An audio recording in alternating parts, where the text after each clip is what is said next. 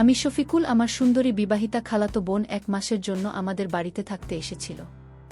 কারণ ওই সময় আমার আব্বা ও মা আমরা হজে যাওয়ার জন্য প্রস্তুতি নিচ্ছিল। তারপর আমার আব্বা মা যখন হজের জন্য বেরিয়ে পড়েছিল, তারপর সেদিন রাতে বাসায় আমি একাই ছিলাম। তারপর অর্ধেক রাতে মনে হলো কেউ যেন আমার পাশে শুয়ে আছে, আমাকে ছোঁয়ার চেষ্টা করছে। তারপর অনেক বেশি ঘাবড়ে গিয়ে চোখ খুলতেই দেখি আমার খালাতো বোন তো আমার চাদরের ভিতরে শুয়েছিল। আমাকে বলল, আমি খালাত ভাই আমার, তুই আমার কষ্ট জানিস না? জামাইবাবু আমায় তেমন একটা সময় দিতে পারে না, কি বলব, দুঃখের কথা, আমি অনেক কষ্টে আছি, তুই আজ আমার একটা কথা রাখবে ভাই। আমি তো খালাতো বোনের চেয়ে অনেক ছোট ছিলাম, আমি তার কথা বুঝতে পারছিলাম না। খালাতো বোন পাগলের মতো বলতে লাগল, ভাই আমি একটি বার তোমার সঙ্গে নিজের। এবং এই কথা বলে আমার খালাতো বোন যখন আমার সাথে এমন করল, আমি তখন চোখে ঝাপসা দেখতে শুরু করেছিলাম। আবার অনেক খুশি লাগছিল, কিন্তু আমি তখন বেহুশ হয়ে জ্ঞান হারিয়ে ফেললাম। যে কেউ আমার জায়গায় থাকলে জ্ঞান হারা হয়ে যেত। তার উপর আবার আমার খালাতো বোন, সে দেখতে অনেক সুন্দর ছিল। তারপর আমার যখন জ্ঞান ফিরে আসে, তখন আমিও সুযোগ পেয়ে আমার খালাতো বোনকে, আসলে আমার আব্বা মা যখন আমরা হজে যাওয়ার জন্য প্রস্তুতি নিচ্ছিল, ওই সময় আমি বাড়িতে একা থাকব, এটা ভেবে আমার ছোট খালার বোন ও জামাইবাবুকে আমাদের বাড়িতে ডেকেছিল এবং আমার খালা ও তাদের সঙ্গে এসেছিল। আসলে ওই সময় কিন্তু আমার জামাইবাবু বলেছিল আমার খালাতো বোন স্বপ্নাকে নাকি এখানকার সব থেকে বড় ডাক্তারের কাছে চিকিৎসা করানোর জন্য অ্যাপয়েন্টমেন্ট নিয়েছে, তাই সে এই বাহানায় আমার বাসায় থেকে চিকিৎসা করাবে এবং আমার খাওয়া দাওয়ার খেয়াল রাখবে। যেহেতু আমি বাবা মায়ের একমাত্র পুত্র সন্তান ছিলাম, আমার নিজের বোন বা দিদি থাকলে হয়তো আর কাউকে ডাকতে হতো না।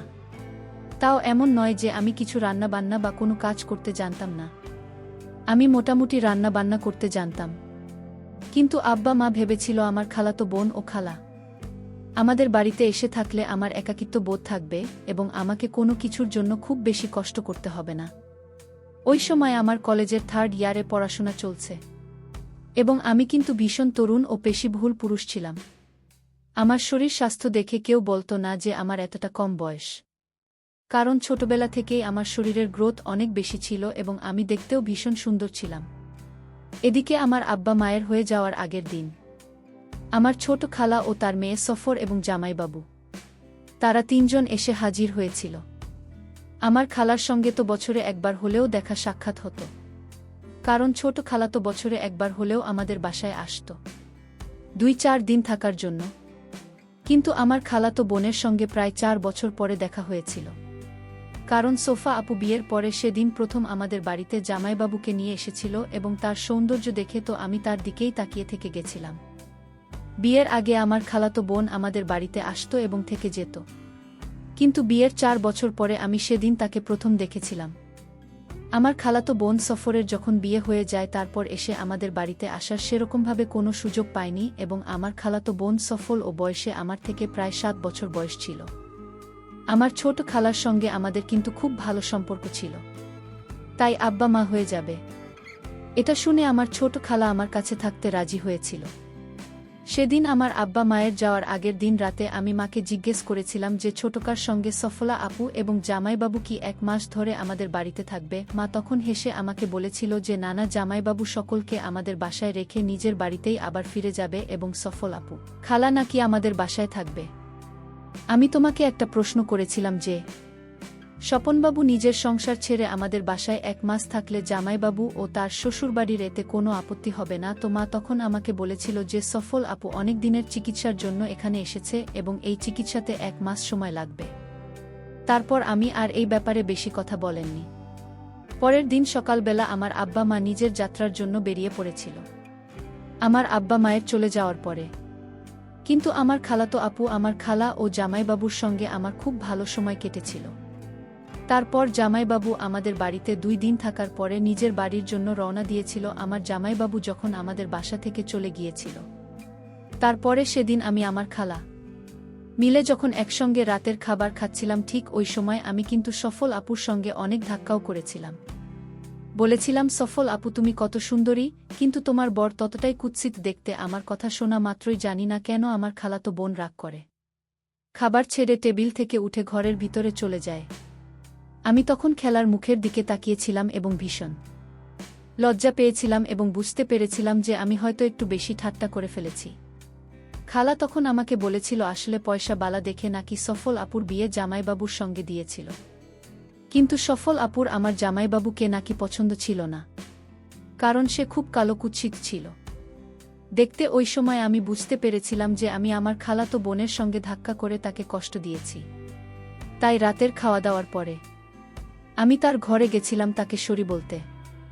তারপর সেদিন রাতে আমি যখন তার রুমে যাই তখন দেখি আমার খালাতো বোন ঘরের লাইট বন্ধ করে মন খারাপ করে বিছানা একদিকে চুপচাপ বসেছিল এবং আমি যখন রুমে ঢুকে লাইটটা অন করে তার পাশে গিয়ে বসি এবং তাকে নরম স্বরে বলি, তখন সে নিজের আবেগ ধরে রাখতে না পেরে হঠাৎ করে কাঁদতে কাঁদতে আমাকে জড়িয়ে ধরে নিজের মনের কথাগুলো বলতে শুরু করে।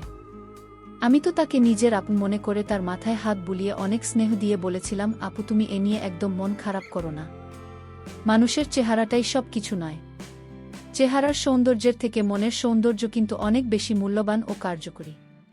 পরের দিন সকালবেলা হঠাৎ করে আমার খালুর ফোন আসে এবং আমার খালুর সঙ্গে আমার খালা যখন ফোনে কথা বলে তারপরে সে অনেক বেশি কাজ শুরু করে এবং নিজের জামা কাপড় গোছাতে শুরু করে। তারপর খালাকে জিজ্ঞেস করতে জানতে পারি যে খালু নাকি সিঁড়ি থেকে পড়ে গিয়ে অনেক বেশি আঘাত পেয়েছে এবং তাকে হাসপাতালে ভর্তি করতে হয়েছে। এই কথা শুনে আমার খালার এদিন বাধ্য হয়ে নিজের বাসায় রওনা দিয়েছিল। না হলে তো আমাদের মাঝে একটাই কথা হয়েছিল যে যতদিন আমার বাবা মা বাসায় ফিরে না আসছে ততদিন ছোট খালা আমার সঙ্গে থাকবে। কিন্তু সেদিন বাধ্য হয়ে খেলাকে বাড়ি ফিরে যেতে হয়েছিল এবং আমার খালাতো বোন সফল আপু নিজের চিকিৎসার জন্য আমাদের বাড়িতেই ছিল। আমার খালার চলে যাওয়ার পরে আমি আমার খালাতো বোন আমাদের বাসায় একাই ছিলাম, এদিকে আমার আব্বা মায়ের সঙ্গে। কিন্তু ফোনে আমার প্রত্যেক দিন একবার করে হলেও কথা হতো। কিন্তু যখন থেকে আমার খালা বাড়ি চলে গেছিল তারপর থেকে কিন্তু আমার আপুর হাবভাব একেবারে পাল্টে যায়।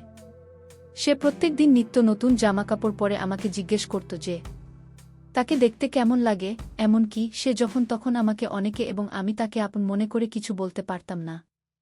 আমি যখন কলেজ থেকে বাড়ি ফিরে আসতাম তখন সে আমার পছন্দের খাবারগুলো তৈরি করে এবং আমাকে অনেক যত্ন সহকারে খেতে দিত।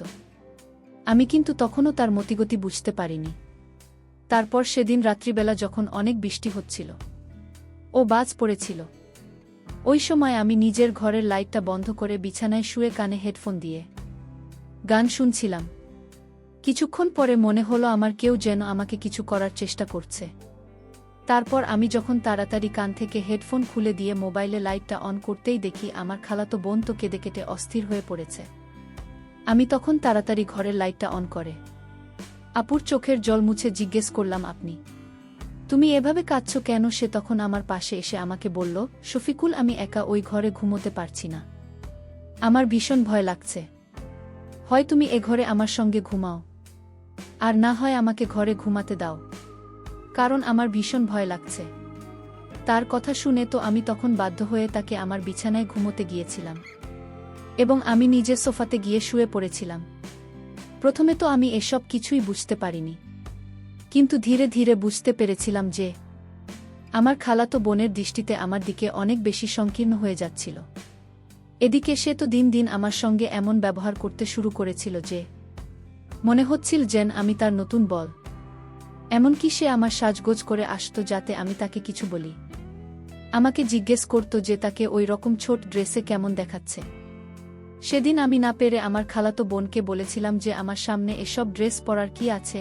আমার খালাতো বোন তখন বলেছিল যেহেতু অনেক বেশি গরম পড়েছে তাই নাকি সে গরম থেকে বাঁচার জন্য এই ধরনের ছোট জামা পরছে।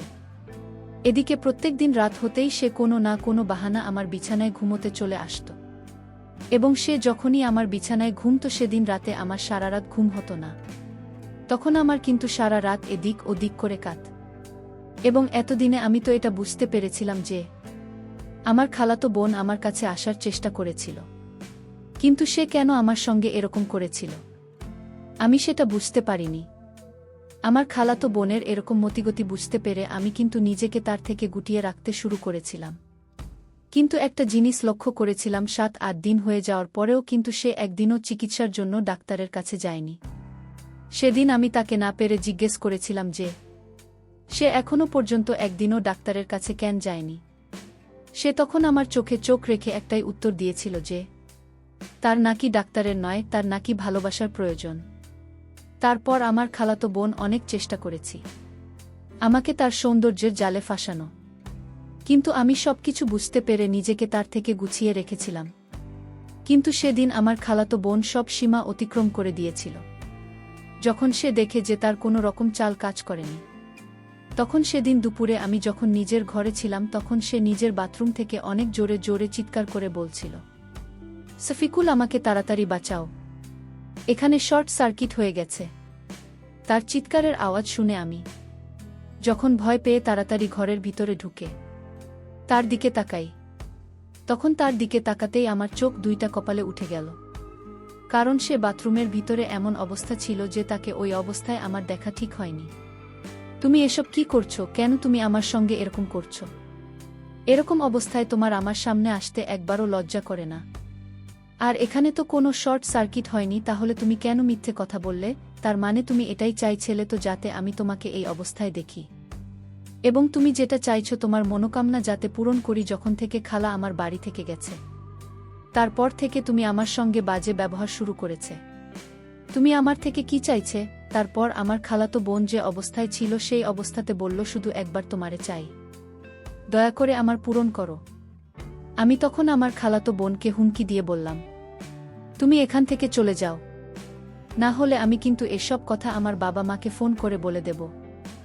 আমি কিন্তু এতদিন চুপ করেছিলাম, তার মানে এই নয় যে আমি তোমার এই অসভ্যতা দেখে এখনো চুপচাপ থাকব।